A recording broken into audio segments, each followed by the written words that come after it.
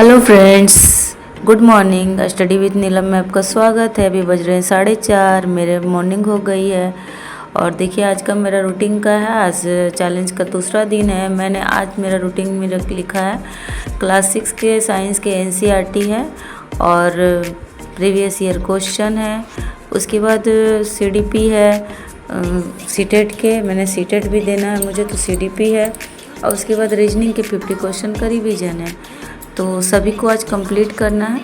तो देखिए सबसे पहले मैं लग गई हूँ एनसीईआरटी में। और एनसीईआरटी बुक में मैंने लगभग 1 से 5 चैप्टर तक कंप्लीट कर लिया। 6-7 चैप्टर पढ़ना था। 6-7 चैप्टर का भी नोट्स बनाना है। मैंने 1 से 5 तक के सभी चैप्टर के नोट्स बनाए हैं और जो बाकी रह गए हैं वो बना लेती हूँ। जो कि नोट्स बनाने से है ना कि लास्ट टाइम में, एग्ज़ाम के लास्ट टाइम में आप अपना नोट्स का रिवीजन करेंगे तो बहुत ही अच्छा होगा। जो अपना लिखा हुआ चीज़, अपना नोट्स बनाया हुआ चीज़ बहुत जल्दी माइंड में आ जाती है और बहुत जल्दी ही याद हो जाता है और रिवीजन हो जाता है, इसलिए मैं नोट्स बना लेती हूँ।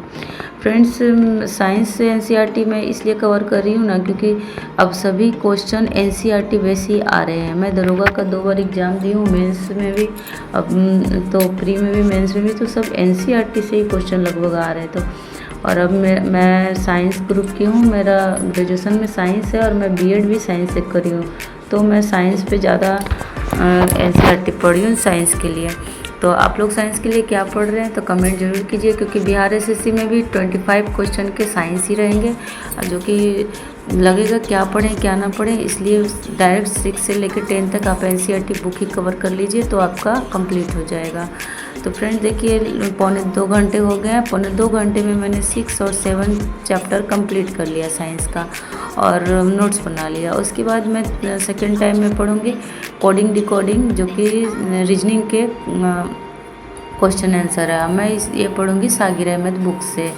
तो अभी मैं अपना टाइमर ऑफ कर रही हूँ क्योंकि मैंने एनसीईआरटी का जो भी रूटीन लिखा था वो कंप्लीट कर लिया और मैं नेक्स्ट टाइम अब पढ़ लूँगी रीजनिंग।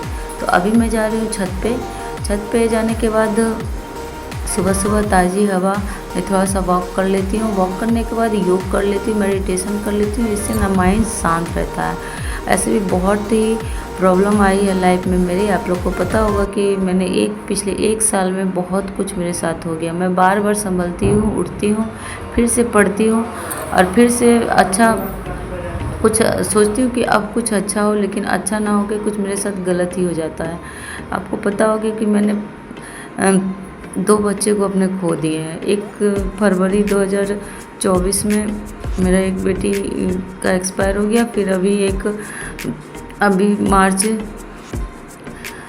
मार्च में एक्सपायर कर गई।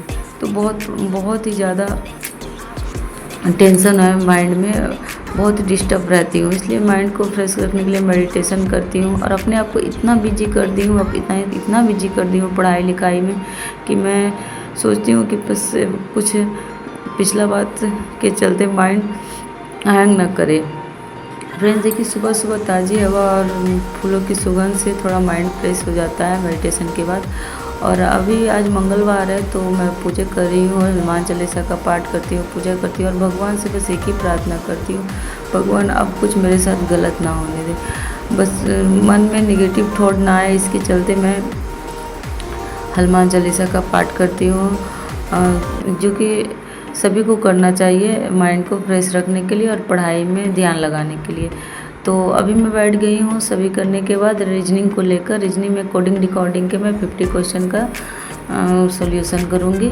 आज मेरी बेटी स्कूल नहीं गई है तो इसलिए मुझे अभी टाइम मिल गया है इस टाइम पढ़ने का, नहीं तो उसे स्कूल पहुँचाना रहता है, लंच बनाना रहता है।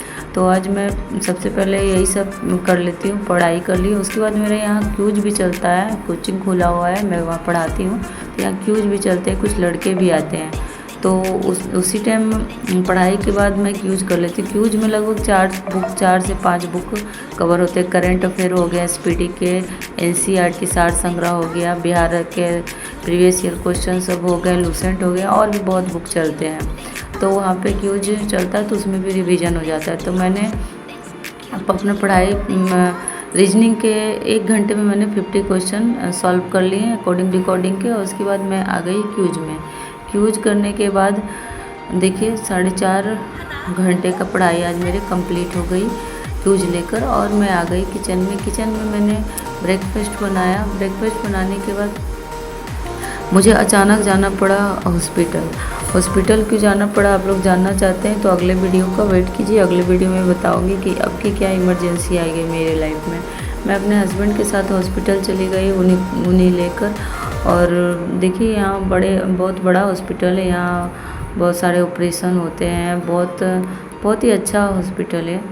तो वहीं अपने हस्बैंड को लेके गई थी कुछ दिखाने के लिए। कुछ प्रॉब्लम हो गया उनको तो दिखाना है। तो देखिए ओपीडी में मैं जा रही हूँ डॉक्टर के पास। डॉक्टर ने मेरे हस्बैंड को बहुत सारा सजेशन दिया, ऐसे कीजिए, आप ऐसे कीजिए, जिससे प्रॉब्लम सोल्व होगी। दवाई दिए और बोले कि देखिए दवाई से अगर कुछ ठीक होता है तो ठीक है, वरना ऑपरेशन करना पड़ेगा। और ये किस चीज़ के लिए है ये जानना है तो नेक्स्ट वीडियो का वेट कीजिए, तो मैं सारा बात बताऊँगी क्या। लेकिन जो भी हो, लाइफ में प्रॉब्लम आते जाते रहती है, लेकिन पढ़ाई में कॉन्सेंट्रेट करना बहुत ज़रूरी है। क्योंकि पढ़ाई, एग्ज़ाम तो रुकेगा नहीं। आपकी लाइफ में क्या हो रहा है किसी को कोई फ़र्क नहीं पड़ता। अगर आपके पास पैसे हैं तो आपको पूछने के लिए बहुत सारे लोग आएंगे, बहुत कोई देखने के लिए आएगा। पैसा, अगर प्रॉब्लम आ रही है तो पैसा देगा। लेकिन अगर आपके पास पैसे नहीं है, जॉब नहीं है ना, तो फिर कोई पूछने वाला भी नहीं है कि आपके लाइफ में क्या हो रहा है क्या नहीं। यहाँ तक कि अपनी फैमिली जो रहती है ना, वो लोग भी सपोर्ट नहीं करते। मैंने अपने दोनों बेटियों को खोने के बाद अब सभी ये प्रॉब्लम देखी है। कोई सपोर्ट नहीं करता। अपने आप को स्ट्रॉन्ग करने के लिए लड़ना पड़ता है। देखिए मैं वो हॉस्पिटल से आ गई हूँ अपने घर। और घर में देखिए मैंने ट्यूशन खोला है, तो यहाँ मैं पढ़ा रही हूँ कुछ बच्चों को। क्योंकि पढ़ाई सिर्फ नहीं, इनकम भी ज़रूरी है। फैमिली को चलाने के लिए इनकम का भी सोर्स होना चाहिए। और पढ़ी लिखी हूँ तो बस यहाँ ट्यूशन खोल दी हूँ, जिससे कुछ इनकम भी हो जाता है और बच्चे लोग के साथ अच्छा लगता है। मुझे पढ़ाना अच्छा लगता है। तो देखिए अभी मैं बैठ गई हूँ छुट्टी देने के बाद। अभी मैं लेकर बैठ गई हूँ प्रीवियस ईयर क्वेश्चन का सेट बना रही हूँ। मेरे पास खान सर का प्रैक्टिस सेट है, जिसमें प्रीवियस ईयर क्वेश्चन लगाना जरूरी है। कोई भी एग्ज़ाम क्वालिफाई करना चाहते हैं तो 2 चीज़ माइंड में रख लीजिए। एक, प्रैक्टिस सेट लगाइए प्रीवियस ईयर के, और दूसरे बार बार प्रैक्टिस सेट लगाइए, और दूसरा प्रीवियस ईयर क्वेश्चन का रिवीजन करते जाइए। इससे 2 करने से ना बहुत एग्ज़ाम क्वालिफाई होना आसान हो जाता है। तो मैं अभी प्रैक्टिस सेट लगा रही हूँ। प्रैक्टिस सेट में मैं सिर्फ लगा रही हूँ जीके जीएस के 50 क्वेश्चन जो आएंगे ना, उसी का सेट में 50 क्वेश्चन सेट लगाई हूँ। और अच्छे मार्क्स आ जाते हैं, पर पूरा सेट अभी कंप्लीट नहीं लगा पा रही हूँ। क्योंकि मैं सोच ली पहले रीजनिंग और मैथ सभी अच्छे से रिवाइज हो जाए, फिर पूरे सेट लगाऊंगी सभी सब्जेक्ट के। तो हो गया। उसके बाद देखिए सीडीपी का मेरा एग्ज़ाम है, तो सीटेट का, तो उसके लिए सीडीपी पढ़ी हूँ लास्ट में। सीडीपी कंप्लीट हो जाने के बाद आज देखिए मैंने 6 घंटे लगभग पढ़ाई की। अच्छा लगा वीडियो तो सब्सक्राइब जरूर करें। Thank you.